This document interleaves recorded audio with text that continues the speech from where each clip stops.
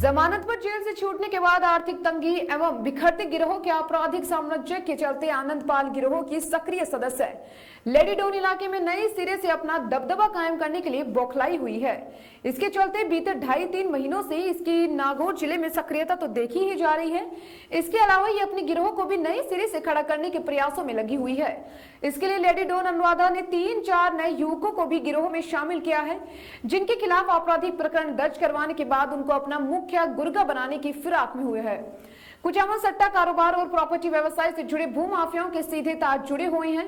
सट्टा और जमीन कारोबारियों से वसूली की बात भी सामने आ रही है। पुलिस सूत्रों से प्राप्त जानकारी के अनुसार आनंद पाल सिंह गिरोह का नेटवर्क लंबे समय से बिखरा हुआ है। कहीं से रुपयों की वसूली भी नहीं हो रही है। इसके अलावा जिनसे ये वसूली करते थे वसूली भी नहीं हो रही है। अब उन्होंने भी इनके रुपए देने बंद कर दिए हैं। इसमें बड़ी बात तो ये है कि पुराने आपराधिक प्रवृत्ति के सभी गुर्गे एवं इनसे जुड़े हुए आरोपी इधर उधर भागे हुए हैं। ऐसे में यह अब नए लड़कों और फायरिंग करवाकर या लोगों को धमकी दिलवाकर अपना नए सिरे से दबदबा कायम करने में लगी हुई है। कुछ लोगों ने एक लग्जरी उत्तर प्रदेश के नंबरों की कार में इसको देखा भी है, लेकिन यह सूचना पुलिस तक नहीं पहुंची। पुलिस के अनुसार संभवत कुचामन सिटी में भी फायरिंग डराने के लिए ही की गई है। अतिरिक्त पुलिस अधीक्षक संजय गुप्ता ने बताया है कि पुलिस कई बिंदुओं पर अनुसंधान कर रही है। अनुराधा एवं उससे जुड़े गुर्गों की तलाश कर जारी है। टीम लगी हुई है। उक्त वारदात के पीछे लेडी डॉन का हाथ होने के अंदेशे को लेकर अनुराधा के पुराने गुर्गों एवं गिरोह से जुड़े आपराधिक प्रवृत्ति के लोगों में भय की स्थिति पैदा हो गई है। अब वे खुद को कुचामन में हुई फायरिंग की वारदात अलग थलग करने के लिए हाथ पैर मारते दिखाई दे रहे हैं। साथ ही पुलिस से यह भी कह रही है कि उनका इस वारदात से कोई लेना देना भी नहीं है। पुलिस ने यह बात कहने वाले कोई और नहीं, पूर्व में अनुराधा के इशारे पर इलाके में धमकी देने वाला ही आरोपी है, जिनको पुलिस गिरफ्तार भी कर चुकी है। हालांकि पुलिस आरोपियों की इस मौखिक गवाही को मानने वाली नहीं है। इसके अलावा इन आरोपियों के CDR एवं कॉल डिटेल्स के आधार पर भी इनको छोड़ने वाली बिल्कुल नहीं है, क्योंकि आरोपी अपना मोबाइल जयपुर या कहीं और रखकर भी इलाके में वारदात को अंजाम देने के लिए आ सकते हैं। कुचामन में हुई फायरिंग की वारदात के बाद रात 11 बजे सुनील गौड़ पुत्र जगदीश गौड़ के मोबाइल पर 3 बार सोशल मीडिया के चर्चित ऐप से फोन भी आए थे।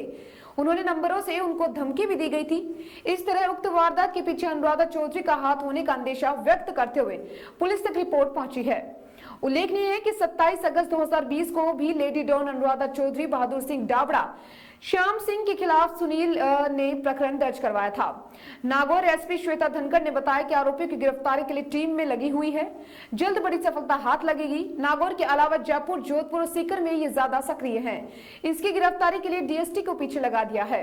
अब नए सिरे से ये अपने गिरोह को सक्रिय करने के प्रयास कर रहे हैं, लेकिन इसमें ये कामयाब नहीं हो पाएंगे। जानिए कौन है ये लेडी डॉन।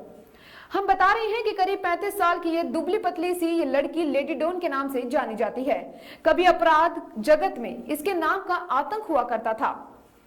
इसके 47 से फायर करने और किसी का भी अपहरण करने में एक्सपर्ट माना जाता है। सीकर की रहने वाली अनुराधा पढ़ाई में तेज थी। उसी ने BCA जैसी प्रोफेशनल डिग्री थी, लेकिन नॉर्मल जॉब उसका एम्बिशन नहीं था। अनुराधा और उसका पति फेलिक्स दीपक मिंज ने सीकर में शेयर ट्रेडिंग का काम शुरू किया था। दोनों ने मिलकर लोगों के लाखों रुपए ट्रेडिंग में लगवा दिए। अचानक उसका धंधा चौपट हुआ और करोड़ों की कर्ज में डूब गई। लेनदारी खत्म करने के लिए उसने जुर्म का रास्ता चुना। पैसे वापस लौटाने का दबाव बना तो उसने हिस्ट्री शीटर बलबीर बानुड़ा के जरिए कुख्यात अपराधी आनंद पाल सिंह के संपर्क में आ गई। अनुराधा ने घर वालों के खिलाफ जाकर लव मैरिज की थी। जुर्म की दुनिया में एक्टिव होने पर ही वह आनंद पाल के संपर्क में आई। उससे मिलने से पहले आनंद पाल बिल्कुल दोषी लड़का था, शर्ट पैंट और गमछा पहनने वाला, लेकिन अनुराधा ने उसे बदल दिया। आनंद पाल कपड़े छोड़ सूट बूट और हैट पहनने लगा था। वह अपने बयान भी अंग्रेजी में देने लगा था। इंग्लिश बोलना उसे अनुराधा ने ही सिखाया था। आनंद पाल ने हर क्राइम की प्लानिंग अनुराधा ही करती थी। उसने आनंद पाल को अंग्रेजी सिखाई और बदले में आनंद पाल से AK-47 जैसे हाईटेक हथियार चलाना सीखे थे। सीकर के एक व्यापारी के अपहरण के मामले में पुलिस ने अनुराधा पर 5,000 रुपए इनाम भी घोषित किया था। 27 जून 2008 को बहुचर्चित जीवनराम गोदारा हत्याकांड घटना के मुख्य गवाह प्रमोद चौधरी के भाई इंद्रचंद के अपहरण मामले में भी पुलिस को अनुराधा की तलाश थी। राजस्थान की कोर्ट ने आर्म्स एक्ट के मामले में 2 साल की सजा भी सुनाई थी। हम आपको बता देते हैं कि अनुराधा के घर का नाम मिंटू है। मां के बचपन में ही गुजरने के बाद मिंटू के सिर पर सिर्फ पिता का ही साया बचा था। आर्थिक हालात कमजोर होने के चलते पिता कमाने के लिए बाहर चले गए।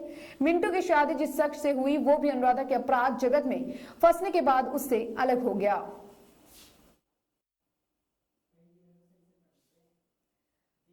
तुम इधर आके देख लो यार।